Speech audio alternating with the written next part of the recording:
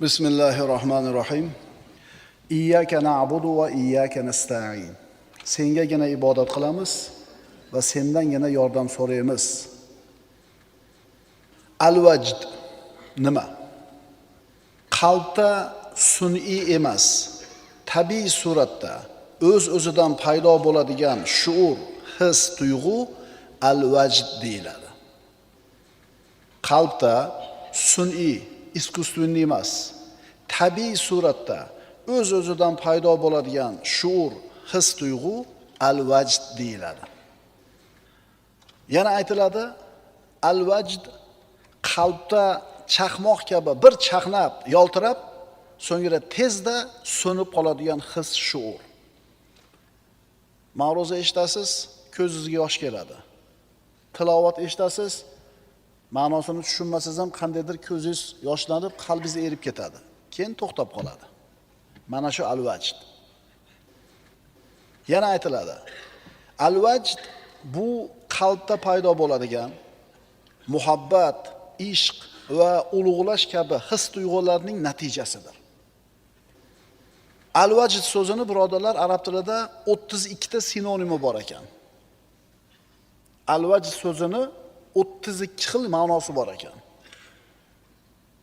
Insonni qalbidan kechadigan his tuyg'ularning 32 xil ko'rinishi. Shularning ichidan 5 tasini tanlab olsak, o'shalarni umumiy o'z ichiga oladi deymiz. Birinchisi ishtiyoq. Tushunamiz ishtiyoq nimaligini. Ikkinchisi hanin, sog'inch. Uchinchisi shag'of, qattiq muhabbat. Yusuf alayhisalomni sayyidasi zinoga taklif qilganida, ana shu Misrning zodagonlarining ayollari uni ishidan xabar topib, qod shag'afaha hubba deyishgan edi. Ha, quli yuragidan urib qopti-da deyishgan edi. Shag'of, qattiq muhabbat. To'rtinchisi ishq. Ishq tushunarlik. Beshinchisi rog'ba, xohish, ishtiyoq. Mana shu narsani hammasini qo'shsangiz al-vajd bo'ladi. Demak, juda ham keng ma'noni o'z ichiga olgan so'z.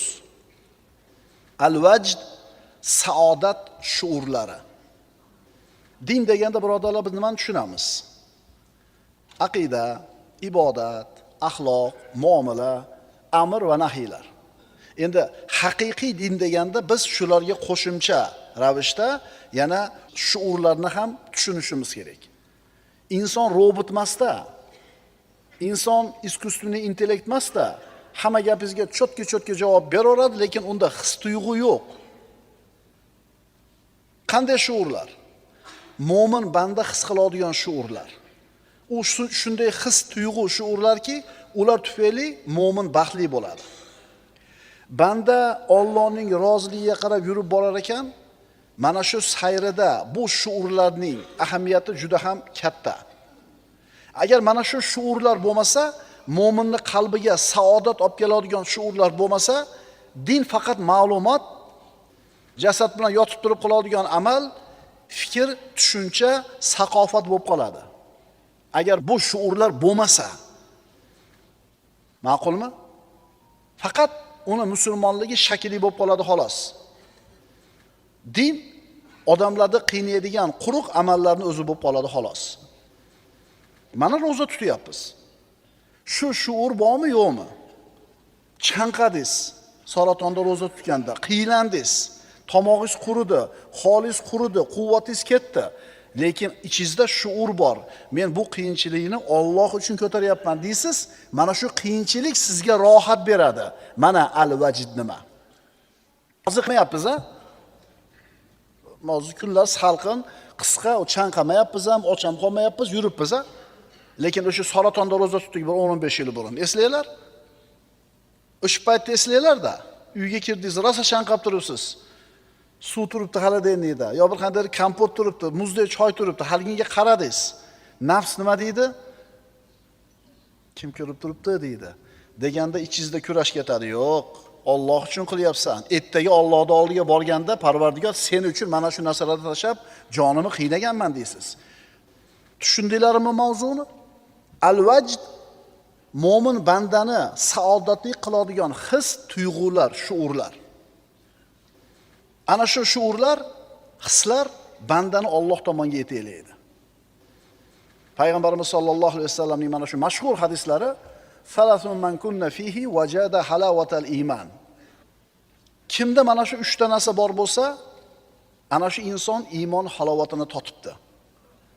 Birinchisi, Alloh va Rasuli u uchun boshqa hammadan afzal, sevimli bo'lsa. Ikkinchisi, bir kishini yaxshi ko'rsa, faqat Alloh uchun yaxshi ko'rsa. Uchinchisi, Alloh uni kufrdan qutqarganidan keyin yana shu kufrga qaytib qolishlikdan qo'rqsa, xuddi o'tga tushishlikdan qo'rqqanidek. Mana shu 3 ta narsa qalbida topilgan odam, mana shu 3 ta narsani o'zida mujassam qilgan odam, mana shu biz aytayotgan saodat shuurini, al-vajdni his qiladi. Iymonning ta'mi bor. Iymonning halovati bor. Ana shu narsani totib ko'rmaguncha mo'min saodat topa olmaydi. Mana sinonim so'zlar: his, tuyg'u, shuur. Ha? His, tuyg'u, shuur. His va shuur ikkita so'z. Shuur so'zi his so'zidan ko'ra afzalroq ko'rinadi. Chunki his so'zi moddiy narsalar sababli keladigan narsaga ishlatish, shuur so'zini esa ko'proq ruhiy holatlarga ishlatishlik munosibroq ko'rinar edi. His moddiy narsalardan, shuur qalbga tegishli ruhiy holatlarga ishlatishlik. Masalan, mana hozir his bilan shuurni farqini bilamiz. Mavzuga kirishdan oldin bitta misol aytamiz. Mana shu his bilan shuurni farqini bilib olaylik. Savdogar 1 millionga bir molni sotib oladida, bir haftadan keyin 1 million 200 mingga sotadi. 20% foyda qildi. 200 ming so'm foyda qildi. Mana endi 200 ming foydani ko'rgandan keyin xursand, kayfiyati chog', so'zlari muloyim, yuzida tabassum, ko'zi yonib turadi. Mana shu xursandchiligini atrofdagilarga ko'z-ko'z qiladi-da, mana shu xursandchiligini, kayfiyatini ulashishga harakat qiladi. Unga hazil qiladi, buni kuldiradi. Ha, kayfiyati nima? 200 ming foyda qildi-da. Lekin bularning barisi o'sha 200 mingning xursandchiligidan, foydani quvonchidan. Ammo bu his vaqtincha. 3 kundan keyin u xursand qilmay qo'yadi o'sha. Tushundingizmi? Yoki birov 1 yil qattiq shug'ullandi, universitetni bitiradigan yili qattiq ishladi, oliy ta'limda, yilda oxirida imtihon topshirdi, bir hafta o'tib qarasa doskada o'qishni a'lo darajada bitirganlar qatorida atib turibdi. Qizil diplom olishi aniq bo'ldi. Mana shu hafta davomida uni ham kayfiyati chog', xursand, o'zini saodatli his qilib yuradi. Ammo bu hissa ham vaqtincha. Bir kishi safarga chiqadi. Bu ham bir chiroyli, bir go'zal manzarali joyga, qo'lida yaxshigina puli bor, yonida oilasi, farzandi, hech qanaqa qo'rquv, vahima yo'q. Hammalari birga, bironta tashvish yo'q. Bu odam ham saodatni, xotirjamligini his qiladi. Lekin bu his ham nima? Vaqtincha. Demak, his moddiy narsalar orqali keladigan xursandchilikka his desak to'g'ri bo'lar ekan va his vaqtincha bo'lar ekan. Avvalgi suhbatlarimizda aytganmiz. Dunyoning bironta bir matohi sizga doimiy saodat hissi, baxt shuurini bermaydi. Aytdik-ku, pul topganda bir quvondingiz, uy olganda bir quvondingiz, keyin oddiy bo'lib qoldi. Uylanganingizda bir quvondingiz, keyin oddiy bo'lib qoldi va hokazo. Dunyoning bironta matohi sizni doimiy o'zingizni saodatli his qilishingni bera olmaydi. Endi yana bitta kishi bor. Mo'min. Bu o'zini taqvosi bilan, istiqomasi bilan Allohga yaqin bo'ladi. Pokiza amali bor, savobli amali bor va mana shu qilgan ishlari sababli iymonning halovatini, iymonning mazasini totib ko'rgan. O'shuning uchun bu odam aytadiki, yer yuzida mendan ko'ra baxtliroq odam yo'q deydi. Bu odam qarang, ana shu savobli amallari bor va sog'lom aqidasi bor. Itoati bor, go'zal xulqi bor, uni kutib turgan jannati bor. Mana shular sababli unda mana shu saodat shuuri doim bo'ladi. Mana shu shuurlar iymon yo'lidagi motorga o'xshaydi. Mashinaning motori quvvatli yangi bo'lsa, har qancha yukni tortib ketaveradi. Agar motor quvvati ketsa, motor eskisa, zaiflasa, mashina torta olmay qolganidek, mo'min bandani qalbidagi mana shu iymoniy shuurlar zaiflashgan sari, suygani sari din unga faqatgina informatsiya bo'lib qoladi. Mana ba'zi bir mamlakatlarga borib, diniy sohani o'qib kelgan ukalarimiz bo'ladi. Aytmayman qaysiligini.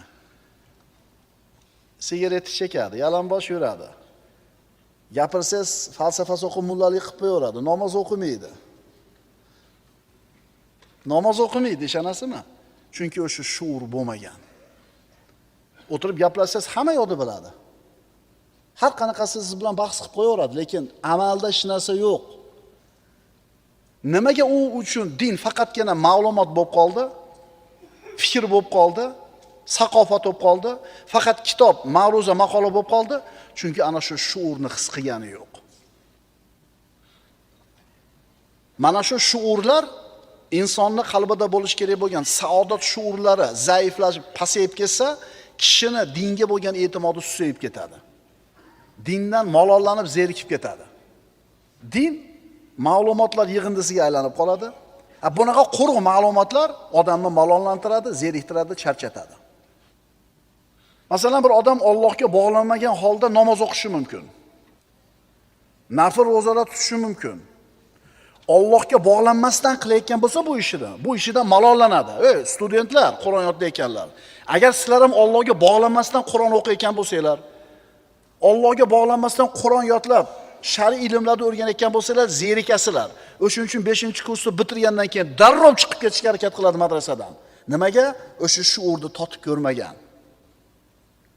Uylansa, pul topsa, telefon olsa, mashina olsa, madrasadagi o'qishdan talabalarimiz o'tiribsizlar mana.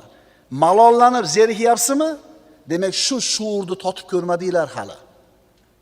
Buni kayfini bizning tilda nimaligini bilib ko'rmadinglar. O'shuning uchun tezroq dars tugasa, qancha oldi? Domla ko'p gapirib yordi. Sizlar o'tirib Qur'onni yodlayotganinglarda Alloh taolaning rahmati ustingizga yog'ayotganligini his qilyapsizlarmi? Allohning kalomini yodlashga Alloh imkon berib, yer yuzidagi 8 milliard odamdan sizga marhamat ko'rsatganini his qilyapsizmi? Alloh sizni boshqalardan afzal qilib, shu ikromini berganligini his qilyapsizmi? Taravada o'tirib malollanmayapsizmi? Qorilarimiz tekkiz ravon chiroyli o'qiyapti. Bir paradan o'qiyapmiz mana. Shunda ham malollanib ketayotgan bo'lsak, demak bizda o'sha shuur bo'lmabdi. Mana darslarga kelyapsizlar, eshitib o'tiribsizlar. O'sha qalbga bir saodat shuuri kiryaptiki, qalbingiz ochilyapti, ma'naviyatingiz ko'tarilyapti, maza qilyapsiz, o'shuning uchun kelyapsiz. Agar o'sha shuurni qalbingizga bu madrasadagi ta'limingiz, o'qiyotgan Qur'oningiz, qilayotgan sadaqangiz, tutayotgan ro'zingiz shu shuurni bermayotgan bo'lsa, bu amaldan tezda zerikasiz. Allohga bog'lanmagan holda ihson tarqatadi. Allohga bog'lanmagan holda ihson tarqatadi-da, odamlardan rahmat eshitmasa, ta'na malomat eshitsa, aytadiki, odamlar yomon bo'lib ketibdi deydi. Ha, demak siz shu gapni gapirdingizmi? Demak odamlar qadrlamabdi sizni. Endi qadrlashini kutibsizmi? Demak siz Allohga bog'lanib turib qilmasiz u yaxshilikni. Demak siz Allohga bog'lanib turib qilmabsiz u yaxshilikni. Mana tushunyapsizlarmi nima uchun zerikadi odamlar amaldan? Nima uchun talabalar kitob o'qishdan malollanadi? Nima uchun odamlarda dindan mana shu qalbida sovushlik paydo bo'ladi? Chunki o'sha shuurni totib ko'rgani yo'q. Hamma narsadan zerikdim deydi. Bandani iymonini quvvatlab, oziqlantirib turadigan narsa nima? Ana shu iymonini quvvatini so'yib ketishdan to'sib turadigan narsa nima? Iymon halovatini totib ko'rish, saodat shuurini totish. Qalbingiz, nafsingiz orom oldimi? Shu saodat shuurini his qilib ko'rdingizmi? yana borasizda, chunki mazasini tushunib qoldingiz. Mana shu saodatli qiladigan shuurlar inson qalbini to'ldiradi, dindan malollanishdan to'sib turadi. Mana shu narsa bugungi darsimizni mavzusi edi. Gohida qalbi o'lgan odam bilan o'tirib gaplashib qolasan. Hamma narsadan zerikkan, hamma narsadan to'ygan, malollangan, hech narsani xohlamaydi. Qalbida insoniy shuurlar o'chib qolgan. Bunaqa odam bilan 1 soat o'tirganingdan keyin uning ruhiy holati senga ta'sir qiladi. Senga mana shu salbiy holatdan nima bo'ladi? Yuqadi. Sen ham ko'ngling sovib ketadi. Gohida buni aksi, tirik, g'ayratlik, shijoatlik, qalbida o'ti bor, qalbi o'lmagan odam bilan o'tirasan, uni o'tidan, uni shijoatidan senga nima bo'ladi? Yuqadi. Endi qara birodar, sen atrofingda ko'proq qaysinisi mana shu ikki toifani? Tinmasdan vahimani gapiradigan, tinmasdan naqdni gapiradigan, tinmasdan siyosatni gapiradigan, tinmasdan negativni gapiradigan odam ko'proqmi? Yoki seni ma'naviyatingni ko'taradigan odamlar ko'proqmi? Hech narsa emas, birodar, o'tib ketadi. Peshonamizga yozganini ko'ramiz. Iymon yo'liga turtuvchi narsa, iymon yo'liga yetaklovchi omil. Bugungi mavzuimiz al-vajd mavzusi. Insonni saodatli qiluvchi tuyg'u, uni iymon yo'liga boshlovchi bo'lgan his. Payg'ambarimiz yuqorida biz o'qigan hadisida iymon halovatini totib ko'ribdi. Kim? Alloh va Rasuli hamma uchdan ko'ra unga sevimliroq bo'lsa. Kimda iymondagi huzur, halovat shuuri bo'lar ekan, shunday odamdaki, u uchun Alloh va Rasuli hamma narsadan ko'ra sevimliroq. Ya'ni bir odamni yaxshi ko'rgan bo'lsa, u faqat Alloh uchun yaxshi ko'radi. Va bir ishni qiladigan bo'lsa, Allohning roziligi qiziqtiradi xolos. Odamlar nima deydi? Xotini rozi bo'ladimi, yo'qmi farqi yo'q. Muhim Allohning rozi bo'lishi. Masalan, bir ish qilmoqchisiz, dunyoviy foyda bor. Uni qilsangiz odamlar ham xursand bo'ladi, ammo Alloh norozi bo'ladi. Nima qilasiz? Qaysi tarafga moyil bo'lasiz? Agar Alloh va payg'ambarning roziligini qo'yib, odamlarning roziligini tanlaydigan bo'lsangiz, ayolingizni ko'nglini istaydigan bo'lsangiz, dunyoviy bir foydani tanlaydigan bo'lsangiz, sizga hali iymon halovatini totishlikka yo'l bo'lsin. Qalbingiz torligicha, quruqligicha, o'ligicha turaveradi. Allohning yer yuzida valilari bor. Ala inna awliya Allohi la xawfun alayhim va la hum yahzanun allazina amanu va kanu yattaqun. Avliyolar iymon keltirgan va taqvo qilgan insonlar. Ana shunday valilar bor. Ularga ko'zing tushishi bilan kim esingga keladi? Alloh esingga keladi. Ularni ko'rinishi o'ziyoq odamlarga Allohni eslatadi. Bunaqa odamlarni uzoqdan ko'rishingiz bilan tavba qilish kerak esingizga tushadi. Namoz, sadaqa, boshqa amallar. Payg'ambarimiz aytadilar: "Avliya ummati idza ru'u zikrallohu bihim." Ummatimning avliyolari agar ular ko'rilsa, ular sababli Alloh eslanadi. Sizni ko'rishganda nimani eslaydi odamlar? Futbolda. Sizni ko'rganda nimani eslaydi odamlar? Siyosatni. Sizni ko'rganda nimani eslaydi odamlar? Osh bilan dimlamani. Bizni ko'rsa nimani eslaydi odamlar? Afzalukum allazina idza ru'u zikrallohu ta'ala li ru'yatihim. Rasululloh aytadilar: sizlarni oranglardagi eng afzallaringlar shunaqa odamlarki, agar ular ko'rinsa, ularning ko'rinishi sababli Alloh eslanadi. Demak, iymon halovatini, saodat shuurini his qilishligini birinchi sharti Alloh va Rasuli sizga hamma narsadan ko'ra sevimliroq bo'lishi kerak. Bir insonni Alloh uchun yaxshi ko'rish qanaqa bo'ladi? Bir odamni Alloh uchun yaxshi ko'rishi qanaqa bo'ladi? Qarindosh emas, tijoratdagi sherigi emas, sponsoring, homiying emas, undan biror narsani umid qilayotganing yo'q. Bironta dunyoviy manfaat yo'q u bilan qilgan muomalangda. Faqat Allohning roziligi uchun yaxshi ko'rasan. Nima uchun? Chunki solih banda. Allohning taqvoli bandasi. Uni ko'rsang Alloh esingga tushadi. O'shuning uchun yaxshi ko'rasan uni. Bunaqa odam bilan soatlab gaplashib o'tirsang ham malollanmaysan. Yonidan turib ketging kelmaydi, doim xaridorsan.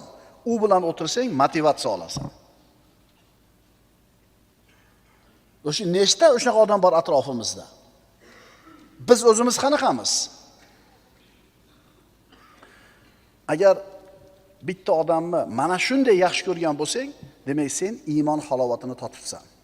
Demak, hadisda aytilgan ikkinchi alomat bir kishini yaxshi ko'rsa, faqat Alloh uchun yaxshi ko'rsa. Uchinchi alomat وَمَنْ يَكْرَهُ أَنْ يَعُودَ فِي الْكُفْرِ بَعْدَ إِذْ أَنْقَذَهُ اللَّهُ مِنْهُ كَمَا يَكْرَهُ أَنْ يُلْقَى فِي النَّارِ. Alloh uni kufrdan qutqarganidan keyin yana kufrga qaytib qolishni yomon ko'rsa, xuddi o'tga tashlanishni yomon ko'rganidek. Johil edi, fosiq edi, har xil ishlarni qilib yurar edi, Alloh hidoyat qildi-da chiqdi undan. Kufrdan, shirkdan, ma'siyatdan. To'g'ri yo'lga yurdi. Endi shu odamga qaytasanmi desa, xuddi o'tga tashlanasanmi deganda, yo'q degandaqa yo'q deydi. Misol, bir odam tavba qildi, gunoh ma'siyatini qo'ydi, Allohning amriga qaytdi. Keyin pushaymon edi. Tavba qilib, to'g'ri yo'lga qaytgandan keyin pushaymon edi. Aytadiki, oshnalarim deydi, kayf sapoda qilib, xohlaganini qilib yurishibdi. Men bo'lsa baylanib qoldim deydi. Endi 5 yil universitetda o'qishim kerak deydi. Bir kun bormasam, ma'lumotga qolaman. Palon ishlarni qila olmay qoldim deydi. Madrasadagi bolalar ulfatlar mashina minyapti. Qimmat telefon tutyapti. Zo'r kiyinishyapti. Cho'ntagida puli bor. Har kuni kafeda o'tiribdi. Madrasaga kirganingizga pushaymon yevorasiz. Ovqatni o'lchab beradi. Ko'chaga chiqarmaydi. Mo soatda yotasan, mo soatda turasan deydi. O'shunda nima qilasiz? Shart tashlab yuboraymi deysiz.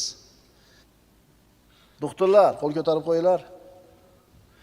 3-4 kursga borganda zadniy xod berish kerak bo'lgan-a? Yomon tortganmi? O'sha 4-3 kursda o'qiganlarda eslanglar-da. O'sha qiyinlashib ketganidan, og'irlashib ketganidan o'sha 4-3 kursda elanib qoladi vrachlar. Oshnalari kayf sapoda qilib, har kuni osh, har kuni maishat, har kuni bir huzur halovatda yurganda bu bechora nima qilgan? Bitta pirashkani yeb olib, ona korpusdan moral korpusga piyada yurgan. Ha, domla aytmang, yomon bo'lgan. Zato huzurini ko'ryapsizmi? Mashaqa, talabalar, 1 yil, 2 yil sabr qilasiz. Siz o'sha zerikayotganligingiz shu shuurni yo'qligi, qalbingiz hali ham ko'chada turganligini belgisi. Siz Muhammad alayhisalomdan qolgan merosni olyapsiz. Siz Umar ibn Xattobdan qolgan merosni olyapsiz. Abdulloh ibn Umar, Abdulloh ibn Abbosdan qolgan merosni olyapsiz. Bu narsani faqat Alloh faqat yaxshi ko'rgan bandalarga beradi. Shuni his qilasizmi, yo'qmi? Mana biz aytayotgan odam haqqa, tavbaga yurgandan keyin, iymon, taqvo yo'liga yurgandan keyin pushaymon yeyapti. Ulfatlarim huzur halovatda yurganda men qiylanib yuribman. Bu odam tavba qilganiga afsus chekyaptimi? Iymonga qaytganidan nadomat chekib yuribdimi? Yana fisq fujurga qaytish orzusidami? Demak, bu odam hali iymon degan narsani tushunmabdi, iymonni mazasini totib ko'rmabdi, saodat shuurini his qilmabdi.